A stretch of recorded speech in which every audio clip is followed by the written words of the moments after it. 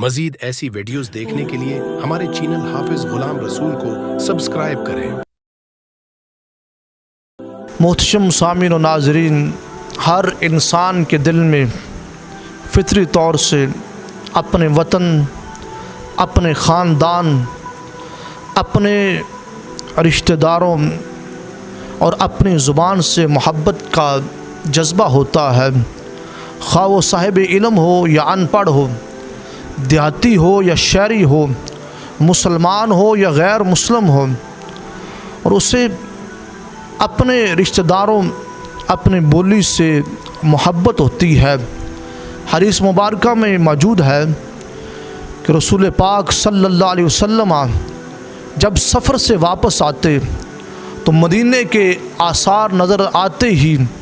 یعنی مدینے کے باغات، مدینے کے پہاڑ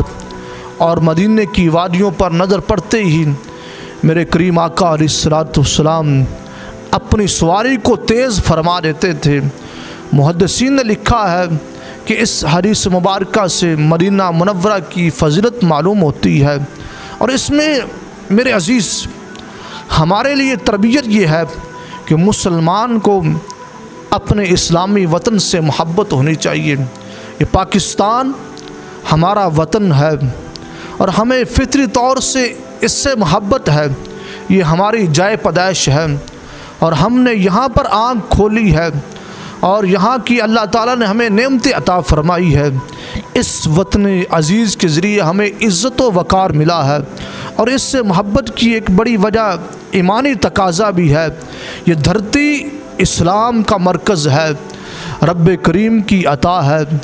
رسول پاک صلی اللہ علیہ وسلم کی نظر کرم کا اثر ہے اور بزرگوں کا فیضان ہے۔ ہمارے جد امجد حضرت سیدنا آدم علیہ نبی علیہ الصلوۃ والسلام کو جب جنت سے زمین پر اتارا گیا تو آپ کی تشریف آوری سرزمین ہند میں ہوئی۔ آپ ناؤس یا نود نامی پہاڑی پر اترے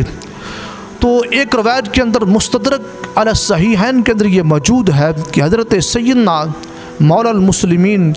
علی المرتضیٰ رضی اللہ تعالی عنہ نے فرمایا، اطیب ریح فی الارض الہند، یعنی سرزمین ہند کی ہوا روئے زمین کی بہت پاکیزہ ہوا ہے۔ میرے عزیز، تاریخ میں ایسا نہیں ملتا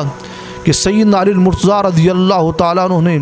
سرزمین ہند کا سفر کیا ہو، مگر اس خطے کے بارے میں آپ کے جو کلمات ہیں اس سے اندازہ ضرور ہوتا ہے کہ آپ نے رسول پاک صلی اللہ علیہ وسلم سے اس کے بارے میں کچھ نہ کچھ ضرور سنا ہوگا۔ حدیث مبارکہ میں غزوہ ہند کی فضیلت بھی بیان کی گئی۔ جلیل القدر صحابی حضرت سیدنا